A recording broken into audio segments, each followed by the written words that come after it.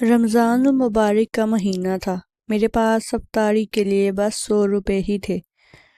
میں نے اپنے بچوں کے لیے افطاری لے کر جانی تھی، مگر سمجھ نہیں آ رہا تھا کیا کروں۔ میں آفس میں چھوٹا سا کام کرتا تھا، لیکن آج صاحب نے کہا تھا کہ کمپنی کے حالات کچھ اچھے نہیں چل رہے، اس لیے تم کل سے کام پر مت آنا۔ مجھے سمجھ نہیں آ رہا تھا کہ میں کیا کروں گا۔ آج پہلا روزہ تھا اور میرے پاس کھانے کو کچھ بھی نہیں تھا۔ میں جیسے ہی گھر گیا تو یہ دیکھ کر میری آنکھیں حیرت سے پھٹی کی پھٹی رہ گئیں۔ میں لاہور کے ایک سفید پوش علاقے میں رہتا تھا۔ یہ وہ علاقہ تھا جہاں کے لوگ بھلے ہی امیر نہ تھے، مگر عزت نفس کے مارے کسی کے آگے ہاتھ پھیلانا اپنی توہین سمجھتے تھے۔ میں بھی انہی میں سے ایک تھا۔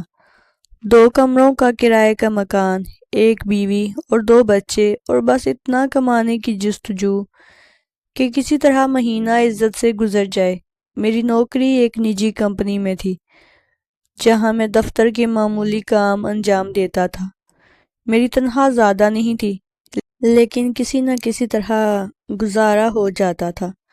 رمضان کی آمد تھی اور میں امید کر رہا تھا کہ شاید اس بار کچھ اضافی کام مل جائے تاکہ بچوں کی عید اچھے طریقے سے منا سکوں، مگر قسمت کو کچھ اور ہی منظور تھا۔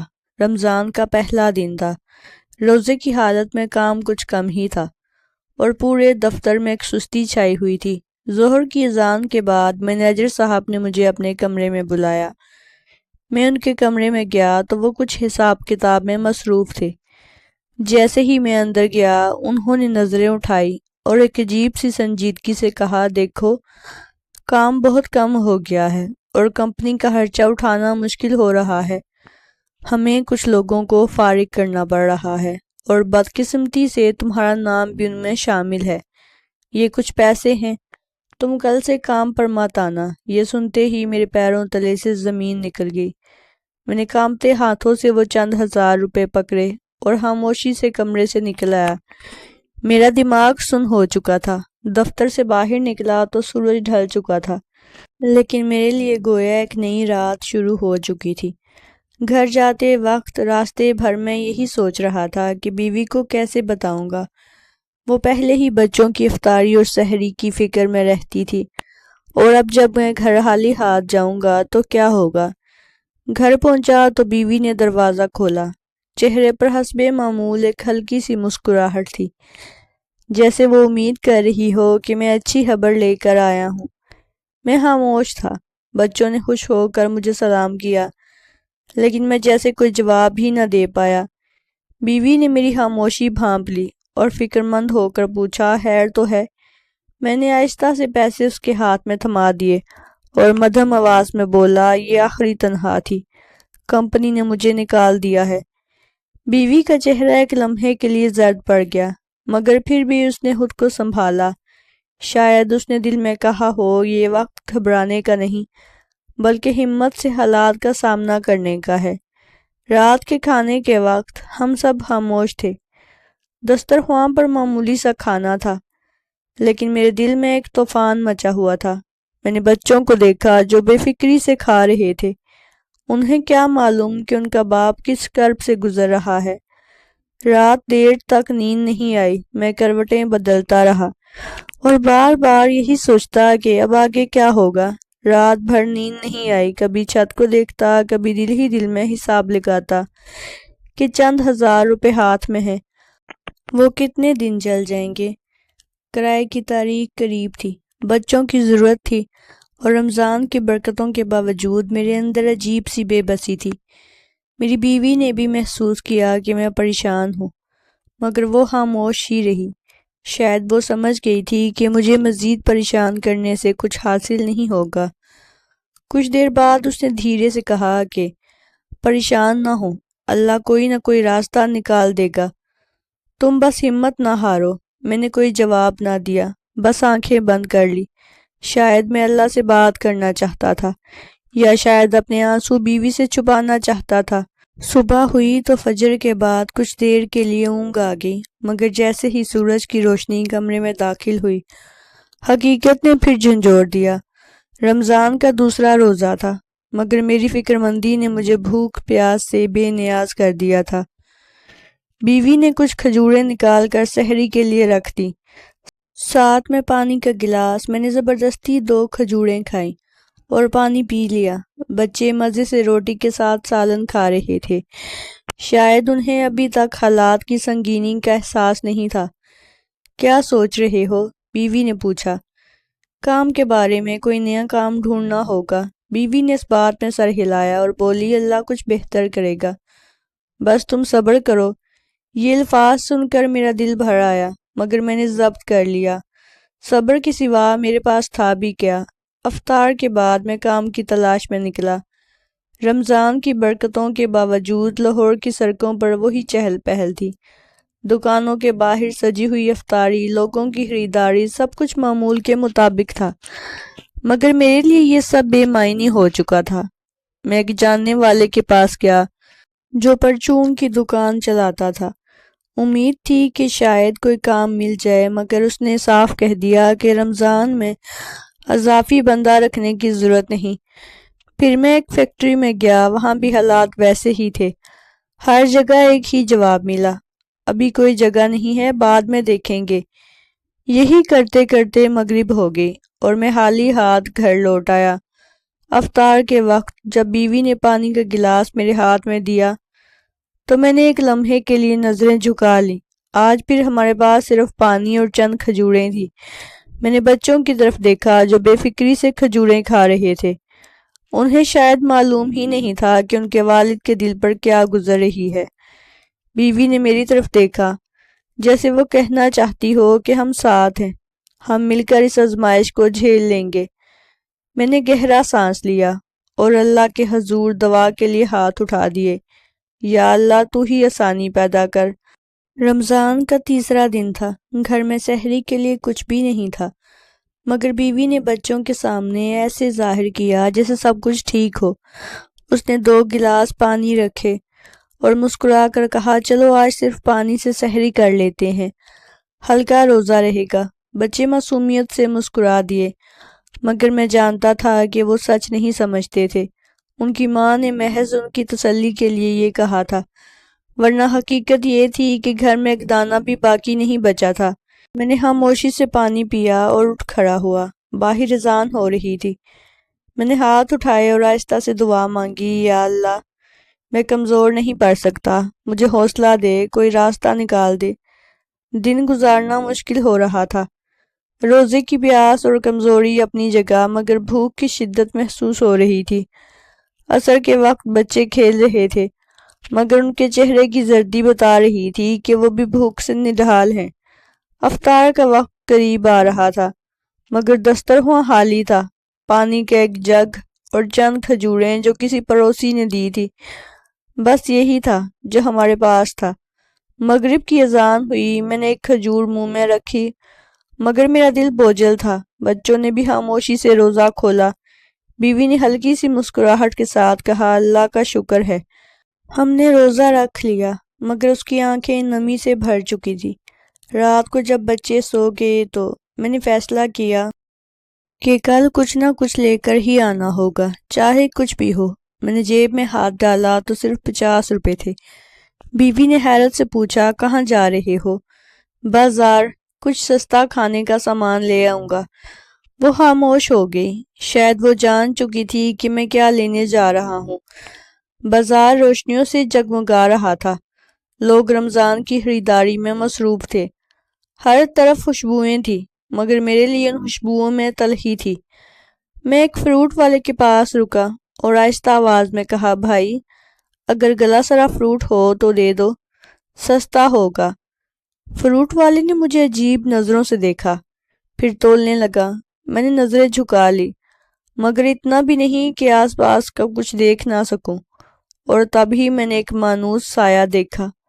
سامنے مینیجر صاحب کھڑے تھے، وہ چند قدم کے فاصلے پر تھے، شاید کسی کام سے بازار آئے تھے۔ میں نے ان کی طرف نہیں دیکھا تھا، مگر میں محسوس کر سکتا تھا کہ وہ مجھے دیکھ رہے تھے۔ میرا دل زور زور سے دھڑکنے لگا تھا۔ وہ یہاں کیا کر رہے ہیں؟ کیا وہ مجھے دیکھ رہے ہیں؟ کیا وہ مجھ سے بات کریں گے؟ مگر وہ خاموش کھڑے رہے۔ شاید چند لمحے، مگر وہ لمحے صدیوں سے محسوس ہوئے۔ پھر وہ آہستہ سے مڑے اور بغیر کچھ کہے وہاں سے چلے گئے۔ میں نے نرمی سے فروٹ والے کے ہاتھ سے تھیلی لی اور گھر کی طرف چل دیا۔ دل بے شمار سوال کر رہا تھا مگر ان کے جواب نہیں تھے۔ جب گھر پہنچا تو بیوی نے میرے ہاتھ میں تھیلی دیکھی مگر کچھ نہ پوچھا۔ شاید وہ بھی جانتی تھی کہ جو مل سکا میں وہی لے کر آیا ہوں۔ ہم نے کھانا بنایا، بچوں نے خوش ہو کر کھایا، مگر میرے دل میں کچھ کھٹک رہا تھا۔ مینیجر صاحب نے مجھے دیکھا تھا، وہ خاموش کیوں رہے؟ رمضان کی شام ہمیشہ سے برکت والی محسوس ہوتی تھی، مگر آج کی شام میرے لیے پریشانی سے بھری ہوئی تھی۔ بازار میں جو کچھ ہوا وہ میرے ذہن سے نکلنے کا نام نہیں لے رہا تھا۔ مینیجر صاحب نے مجھے دیکھا تھا مگر وہ کچھ کہے بغیر چلے گئے تھے۔ کیا وہ مجھے پہچان گئے تھے؟ کیا وہ دفتر میں میری حالت جانتے تھے یا بس یوں ہی گزر رہے تھے اور میرا وہاں ہونا ان کے لیے کوئی معنی نہیں رکھتا تھا؟ بیوی نے میرا چہرہ دیکھا اور آہستہ سے بولی، کیا ہوا؟ تم کچھ پریشان لگ رہے ہو۔ میں نے سر ہلایا، کچھ نہیں، بس ایسے ہی۔ مگر سچ تو یہ تھا کہ میرا دل کسی انجانے خوف میں گھرا ہوا تھا۔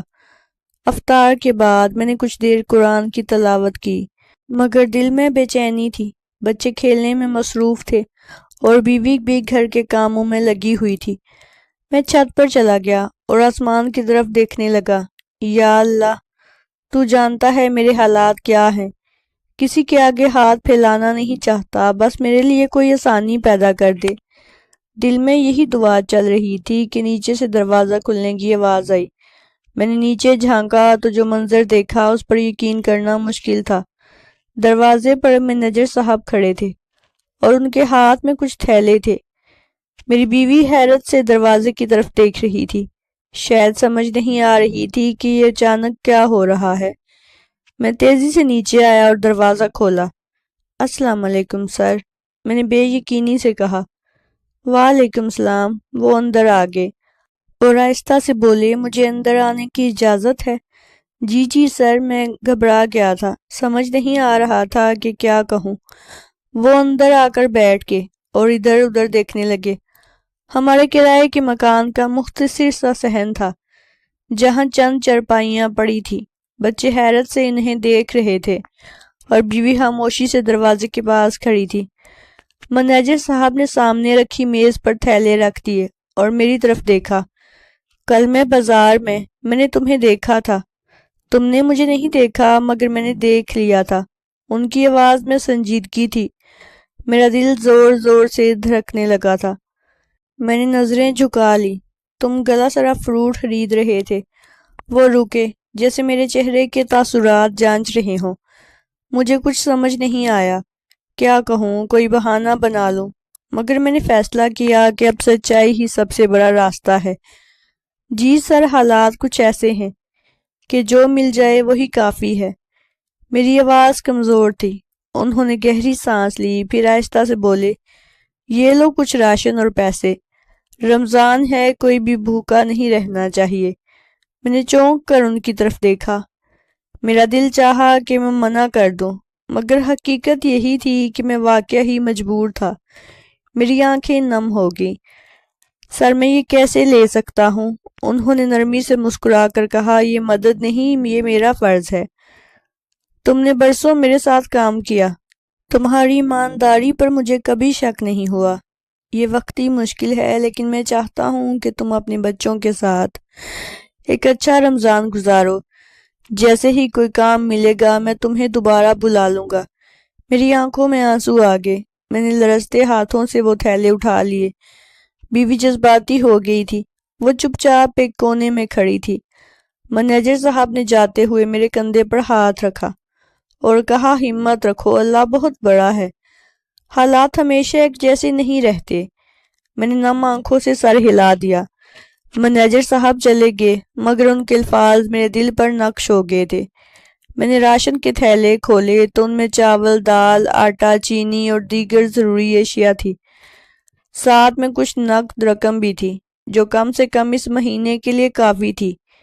بیوی کی آنکھوں میں خوشی کے آنسو تھے۔ میں نے کہا تھا نا کہ اللہ راستے نکال دے گا۔ اس نے آہستہ سے کہا۔ میں نے اس بات میں سر ہلا دیا اور آسمان کی طرف دیکھ کر کہا، شکر ہے یا اللہ۔ مینیجر صاحب کے جانے کے بعد میں خاموشی سے بیٹھا رہا۔ میری نظریں ان تھیلیوں پر جمی تھی جو وہ چھوڑ گئے تھے۔ یقین نہیں آ رہا تھا کہ کل ہی میں بازار میں گلے سڑے فروٹ کے لیے ترس رہا تھا اور آج میرے سامنے پورے مہینے کا راشن پڑا تھا۔ بیوی نے آہستہ سے کہا، یہ سب دیکھ کر بھی تم خاموش کیوں ہو؟ میں نے گہری سانس لی اور دھیرے سے کہا، بس سوچ رہا ہوں اللہ نے کتنی جلدی میری سن لی۔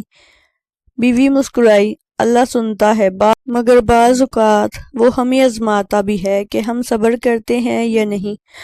بچے خوش تھے۔ انہیں شاید اس بات کا اندازہ نہیں تھا کہ ہم کس مشکل وقت سے گزر رہے تھے۔ ان کے چہروں پر چمک تھی جیسے انہیں کسی خزانے کی کنجی مل گئی ہو۔ بیوی نے جلدی جلدی راشن سمیٹنا شروع کیا اور بولی، چلو اب کچھ اچھا کھانا بنا لیتے ہیں، کئی دنوں بعد کچھ ڈھنگ کا کھائیں گے۔ میں نے خاموشی سے اسے دیکھا۔ اس کے چہرے پر ایک الگ سی چمک تھی، جیسے وہ بھی کئی دنوں کے فاقوں کے بعد کچھ اچھا پکانے پر خوش ہو۔ ہاں، بچوں کے لیے بھی اچھا ہوگا، میں نے ہلکی سی مسکراہٹ کے ساتھ کہا۔ راشن میں سب کچھ تھا، آٹا، چاول، چینی، گھی، دالیں اور کچھ کھجوریں بھی۔ میں نے وہ کھجوریں اٹھائی اور سوچا کہ کل روزہ انہی سے افطار کروں گا، مگر اس بار صرف پانی کے ساتھ نہیں بلکہ روٹی اور سالن کے ساتھ بھی۔ میں نے چولہے پر دیچکی چڑھائی اور جلدی جلدی کھانے کی تیاری کرنے لگی۔ اس کی آنکھوں میں خاص چمک تھی جو کئی دنوں سے غائب تھی۔ اللہ مینیجر صاحب کو خوش رکھے، انہوں نے مشکل وقت میں ہمارا ہاتھ تھام لیا۔ وہ مسلسل دعا دے رہی تھی۔ ہاں واقعی ہی، میں نے گہری سانس لی۔ پہلی بار احساس ہوا کہ جب کسی کی مدد کی جاتی ہے تو وہ شخص کتنا شکر گزار ہوتا ہے۔ میں نے دل ہی دل میں سوچا، اگر کبھی میرے پاس گنجائش ہوئی تو میں بھی کسی ضرورت مند کی مدد ضرور کروں گا۔ اگلے دن جب میں فجر کی نماز پڑھ کر واپس آیا تو بیوی بچوں کے لیے ناشتے کے لیے روٹی پکانے میں مصروف تھی۔ کئی دنوں بعد روٹی کی خوشبو گھر میں پھیلی تھی۔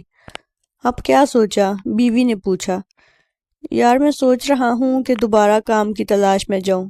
مینیجر صاحب نے کہا تھا جیسے ہی کوئی موقع ملا وہ مجھے دوبارہ رکھ لیں گے، مگر میں انتظار نہیں کر سکتا۔ کوئی نہ کوئی کام تو مل ہی جائے گا۔ اللہ تمہاری مدد کرے گا، بس ہمت نہیں ہارنی۔ میں نے اس بات میں سر ہلایا۔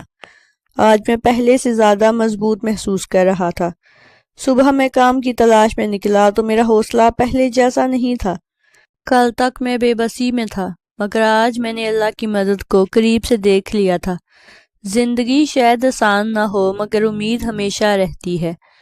صبح جب میں کام کی تلاش میں نکلا تو موسم خوشگوار تھا۔ ہلکی ہلکی ٹھنڈی ہوا چل رہی تھی جو رمضان کی برکتوں کی یاد دے رہی تھی۔ میں نے اپنے قدموں کو مضبوطی دی اور سوچا کہ آج کوئی نہ کوئی کام ضرور ڈھونڈ لوں گا۔ گلیوں میں چلتے ہوئے میں ہر دکان، ہر چھوٹے بڑے کاروبار کو دیکھ رہا تھا۔ میں نے کئی جگہ پوچھا مگر ہر جگہ سے یہی جواب ملا، کوئی کام نہیں ہے۔ دوپہر کے وقت میں تھک کر ایک بینچ پر بیٹھ گیا۔ سورج کی دھوپ تیز ہو چکی تھی اور روزے کی پیاس بھی شدت اختیار کر رہی تھی۔ یا اللہ، میں ہمت نہیں ہارنا چاہتا، بس کوئی راہ دکھا دے۔ ابھی میں یہ دعا کر ہی رہا تھا کہ اچانک کسی نے میرے کندھے پر ہاتھ رکھا۔ میں نے چونک کر پیچھے دیکھا۔ پیچھے مینیجر صاحب کھڑے تھے۔ کیوں؟ کہاں جا رہے ہو؟ انہوں نے نرمی سے پوچھا۔ میں نے جھجکتے ہوئے کہا، بس کوئی کام ڈھونڈ رہا ہوں تاکہ گھر کا خرچہ چل سکے۔ وہ چند لمحے خاموش رہے، پھر بولے، میرے ساتھ چلو، ایک جگہ کام کے بارے میں پتہ کرتے ہیں۔ میرے اندر ایک امید جاگی۔ میں نے فوراً اس بات میں سر ہلا دیا اور ان کے ساتھ چل پڑا۔ مینیجر صاحب مجھے گودام میں لے گئے جہاں پرانے فرنیچر کی مرمت اور فروخت کا کام ہو رہا تھا۔ وہاں ایک بوڑھا آدمی بیٹھا تھا جو شاید مالک تھے۔ مینیجر صاحب نے ان سے بات کی، پھر میری طرف دیکھا اور کہا، یہاں کام کرو گے؟ مزدوری کا اگر تم کرنا چاہو تو تمہیں روزانہ کی بنیاد پر اجرت ملے گی۔ میرا دل خوشی سے بھر گیا۔ کام کوئی بھی ہو، کم سے کم روز کی کچھ آمدنی تو ہوگی۔ میں نے فوراً ہاں کر دی۔ کام زیادہ مشکل نہیں تھا، پرانے فرنیچر کی مرمت میں مدد کرنا، چیزیں ایک جگہ سے دوسری جگہ رکھنا اور گودام کی صفائی کرنا۔ میں نے پورا دن محنت کی اور شام کو جب مجھے پہلی مزدوری ملی تو آنکھوں میں آنسو آ گئے۔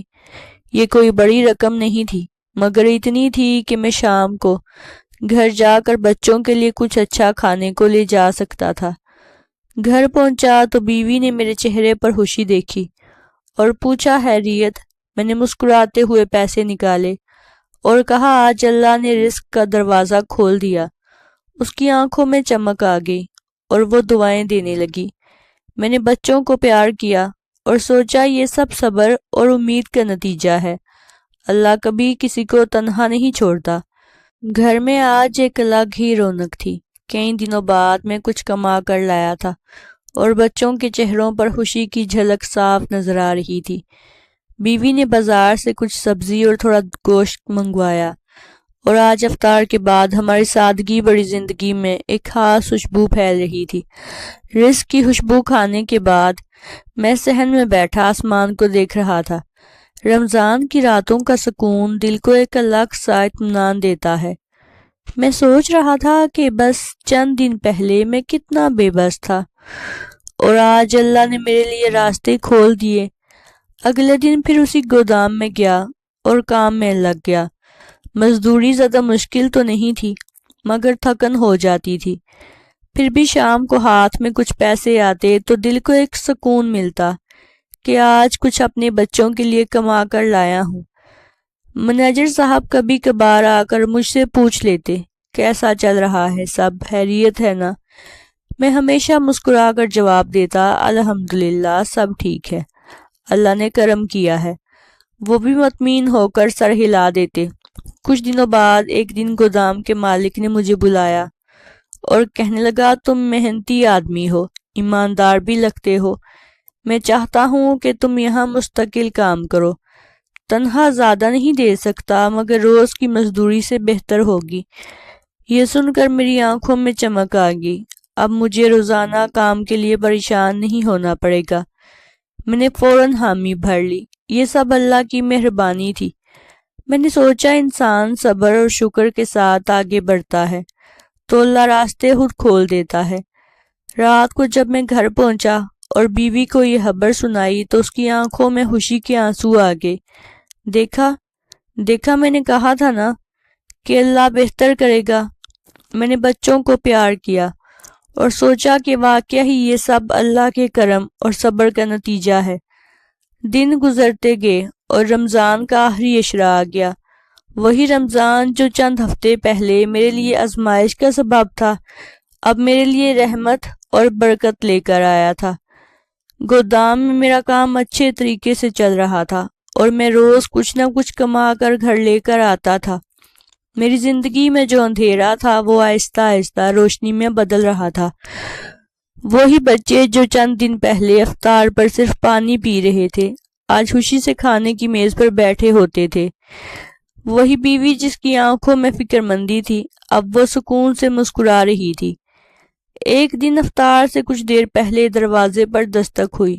میں نے دروازہ کھولا تو سامنے مینیجر صاحب کھڑے تھے۔ السلام علیکم سر، اندر آئیے، میں نے خوشی اور احترام کے ساتھ کہا۔ وہ مسکرا کر اندر آ گئے اور ایک تھیلا میرے ہاتھ میں تھما دیا۔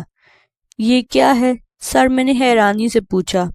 یہ عید کے کپڑے ہیں، بچوں کے لیے اور تمہارے لیے بھی ایک جوڑا لے کر آیا ہوں، اور یہ کچھ میٹھا بھی ہے، عید پر کام آئے گا۔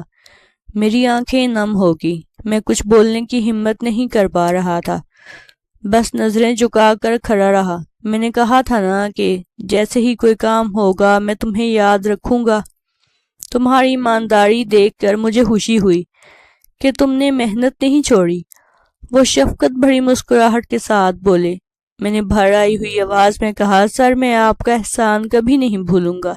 یہ احسان نہیں، یہ ایک انسان کا دوسرے انسان پر حق ہے۔ یاد رکھو جب تمہارے پاس استطاعت آئے تو کسی اور کا ہاتھ ضرور تھامنا۔